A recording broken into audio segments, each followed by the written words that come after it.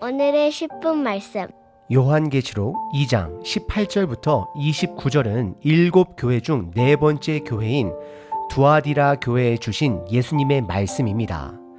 7교회 중 순서로 보면 가장 중심에 있는 이 교회는 앞서 살펴본 에베소, 서머나 버가모와 비교했을 때 정치, 군사, 종교, 경제적으로 특별한 도시는 아니었습니다. 그러나 무역로에 위치한 도시였고 사도행전에 등장하는 자주 옷감 장사 루디아가 바로 이곳 출신입니다. 예수님은 두아디라 교회에 대해 여러 가지 면에서 칭찬하십니다. 그들의 행동, 사랑, 믿음, 섬김, 인내, 그리고 처음보다 더 나아진 모습까지 주목하십니다. 하지만 동시에 분명한 책망도 하십니다. 그 책망의 핵심은 이세벨의 잘못된 가르침을 용납했다라는 것입니다. 이세벨은 거짓된 가르침을 퍼뜨렸고 그 결과 교회 식구들 중 일부가 우상 숭배에 바친 재물을 먹고 부도덕한 행위에 참여하게 되었습니다.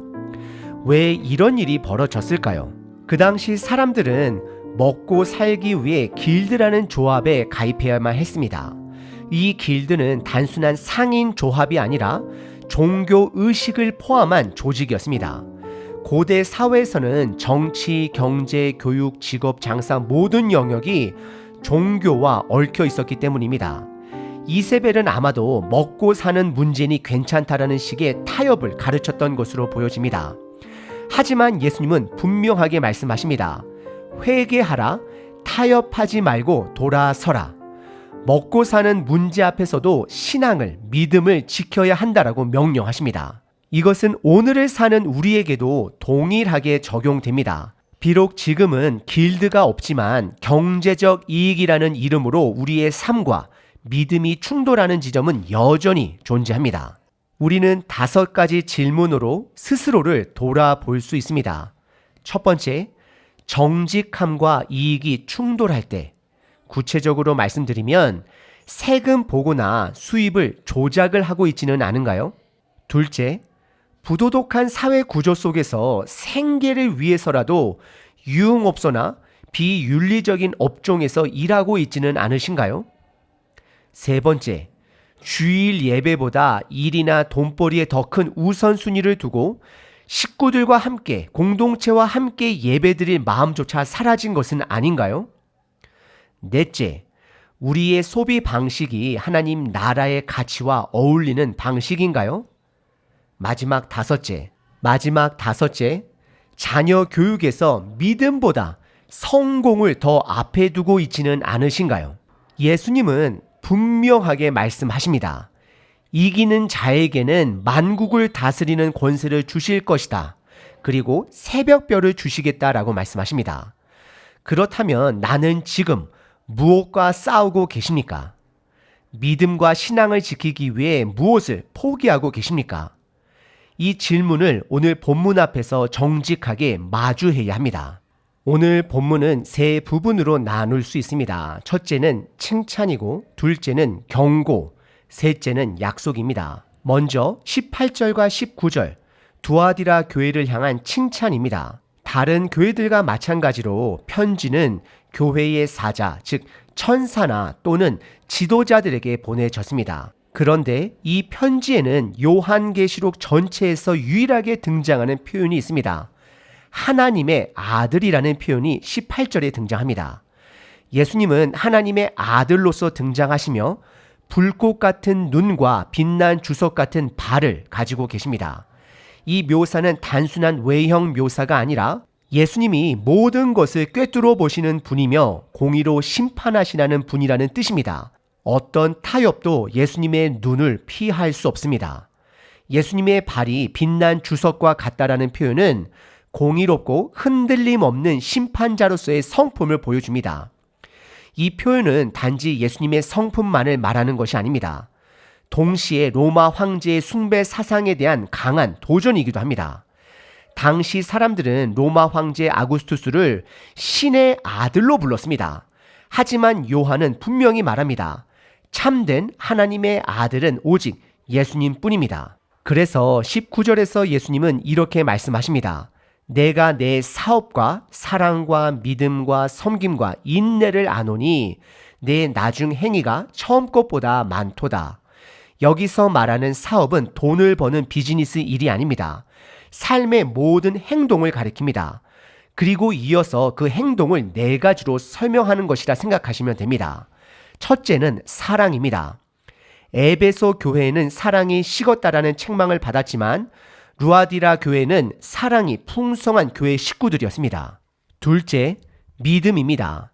이 말은 단순한 신념이 아니라 신실하게 살아내는 태도, 삶을 실천으로 살아내는 태도를 말하고 있습니다. 셋째, 섬김입니다. 두아디라 식구들은 말로만이 아니라 실제로 돕고 나누고 돌보는 삶을 실천했습니다. 넷째, 인내입니다. 이것은 요한계시록 전체의 중요한 주제 중 하나입니다. 핍박과 고난 가운데서도 끝까지 포기하지 않는 태도를 말합니다. 그리고 마지막으로 예수님은 두아디라 교회의 성장이 멈추지 않는다라는 것을 말씀하십니다. 처음보다 지금이 더 나아졌다라는 것입니다. 성장하는 교회입니다. 그들의 사랑, 믿음, 섬김, 인내는 점점 깊어졌고 그 모습은 예수님 앞에서 기억될 만한 열매로 나타났습니다. 두 번째 부분은 경고입니다. 20절서부터 23절까지입니다. 20절은 그러나라는 말로 시작하며 책망이 시작됩니다. 예수님이 말씀하시는 책망은 하나입니다. 스스로 선지자라 하는 여자 이세벨을 용납한 것입니다. 그녀는 거짓된 가르침을 통해 교회 식구들이 우상에게 바친 음식을 먹게 하고 음행에 빠지게 했습니다. 이러한 잘못은 앞서 나왔던 버가모 교회의 상황과 연결됩니다. 버가모 교회는 발람과 니골라당의 가르침을 허용하는 타협이 있었습니다. 그리고 두아디라에서도 비슷한 일이 반복되고 있습니다. 두아디라에는 여러 직업에 관련된 길드라는 조합들이 있었습니다. 그 길드의 조합에 가입하면 신전에 모여 우상에게 음식을 바치고 함께 먹고 마시는 문화가 있었고 이런 의식은 종종 부도덕한 행위로 이어졌습니다. 조합에 속하지 않으면 생계 유지가 어렵던 시대였습니다. 그래서 아마도 이세벨은 이렇게 말했을 것입니다. 어쩔 수 없다. 먹고 살기 위해선 이런 것쯤은 괜찮다. 이것이 바로 타협입니다. 우리가 피해야 될 누룩입니다. 이세벨은 단순한 개인이 아닙니다. 그녀는 교회 안에 스며든 타협의 상징, 정신적이고 영적인 혼합의 상징입니다. 이어서 21절서부터 33절까지는 그녀와 따르는 사람들에 대한 심판이 선포됩니다. 21절에서 예수님은 말씀하십니다. 내가 그에게 회개할 기회를 주었지만 자기 음행을 회개하고자 하지 않는도다. 회개하지 돌아오지 않았다라는 것입니다. 회개의 기회는 열려 있었지만 그녀는 거부했습니다. 우리가 돌이킬 수 있을 때 돌이키는 것이 은혜이고 복입니다. 22절에서 예수님은 그녀를 침상에 던지겠다라고 말씀하십니다. 이 침상은 그들의 행위, 곧 음행과 관련된 자리입니다. 예수님은 그 자리 자체가 심판의 자리가 될 것을 경고하십니다. 그리고 23절에서 예수님은 무섭게 섬뜩하게 선언하십니다.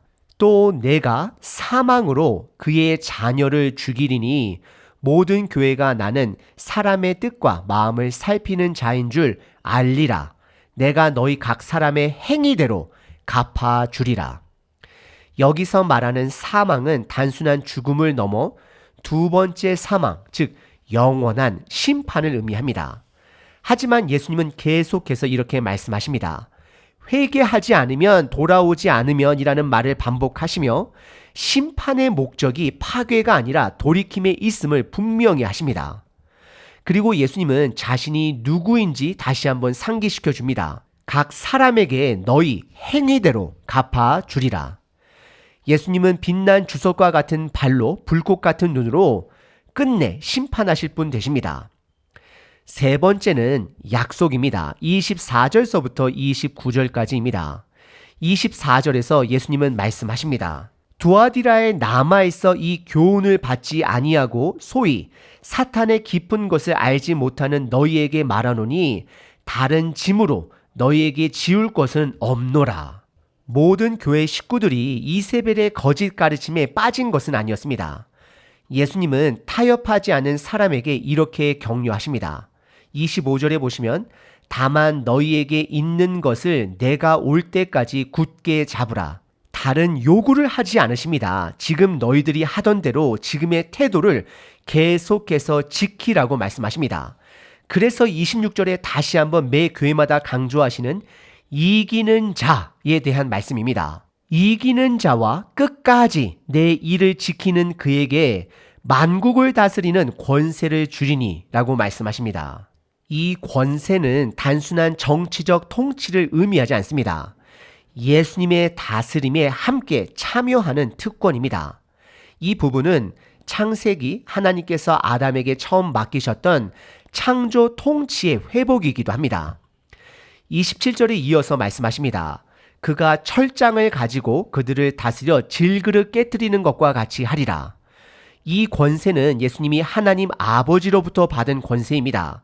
그리고 예수님은 그 권세를 끝까지 믿음을 지키는 자들과 함께 나누시겠다라고 약속하십니다. 28절에 예수님은 또 다른 상을 주시겠다 말씀하십니다. 내가 또 그들에게 새벽별을 주리라. 요한계시록 22장에 보시면 예수님은 직접 본인을 밝은 새벽별이다라고 선언하십니다. 새벽별은 어둠이 끝나고 새 날이 시작될 때 가장 먼저 보이는 뜨는 별입니다. 즉 이 약속은 최종 승리와 소망을 의미합니다. 마지막 29절 예수님은 이렇게 마무리하십니다. 귀 있는 자는 성령이 교회들에게 하시는 말씀을 들을지어다. 예수님의 말씀은 특정 시대나 장소에 갇히지 않습니다. 지금 우리에게도 들려야 하는 말씀입니다. 그러므로 우리는 들어야 합니다. 여러분들 삶에서 타협을 신앙이라 착각하며 살아가고 있지는 않으신가요? 두아디라라는 교회는 7교회 중 순서상 가장 중심에 있는 교회입니다. 예수님은 그 교회가 보여준 사랑과 믿음, 섬김, 인내, 꾸준한 성장을 다 알고 계십니다. 이 교회 식구들은 어려움 속에서도 믿음을 포기하지 않았습니다. 하지만 문제가 하나 있었습니다. 그 공동체 안에 이세벨의 잘못된 가르침이 묵인된 채 남아 있었습니다. 그리고 그 가르침은 생계를 위한 길드에 참여하면서도 우상에 바친 음식을 먹고 음행에 참여하는 행위로 이어졌습니다. 예수님은 그들에게 돌아올 기회를 주셨습니다. 하지만 이세벨은 회개하지 않았습니다. 돌아오지 않았습니다. 결국 심판이 선포되었고 예수님은 분명히 말씀하셨습니다. 각 사람에게 행위대로 갚아주시겠다. 그러나 예수님은 끝까지 믿음을 지키는 자들에게 다시 말해 타협하지 않고 버티는 교회 식구들에게 놀라운 약속을 주십니다. 예수님의 통치에 함께 참여하게 될 것입니다. 만국을 다스리는 권세를 받게 될 것입니다. 그리고 새벽별, 곧 예수님 자신을 얻는 상이 주어진다라고 말씀하십니다. 솔직히 말하면 우리 모두는 이 땅에서 돈 없이 살 수 없습니다. 생계는 현실이고 생존은 무시할 수 없는 문제입니다. 하지만 예수님은 우리에게 묻고 계십니다. 경제적 생존과 믿음이 충돌할 때 너는 무엇을 선택하겠느냐? 어쩌면 굶을지언정 믿음을 선택하라는 이 말은 참으로 거칠게 들릴 수도 있습니다. 하지만 예수님은 분명히 약속하십니다. 이기는 자는, 끝까지 그 자리를 지키는 자는 나와 함께 잔치 자리에 앉게 될 것이다. 지금 우리는 선택의 순간의 시대를 살아가고 있습니다. 길게 보면 이 싸움은 최종 승리 자리에 함께할 수 있느냐 없느냐의 문제입니다. 오늘 우리는 분명히 알아야 합니다. 타협 없는 믿음이 결국 승리하는 믿음입니다. 쉽지는 않습니다. 끝까지 지켜내는 자가 예수님을 생명으로 얻게 될 것입니다. 지금 이 시대 믿음을 지키며 사는 삶이 결코 쉽지 않습니다. 하지만 끝까지 붙드는 우리 모두가 되길 기도합니다. 끝까지 이기는 자, 약속을 받는 자, 함께 걷는 저와 여러분 되시길 바랍니다. 아멘. 항상 기뻐하라. 쉬지 말고 기도하라. 범사에 감사하라.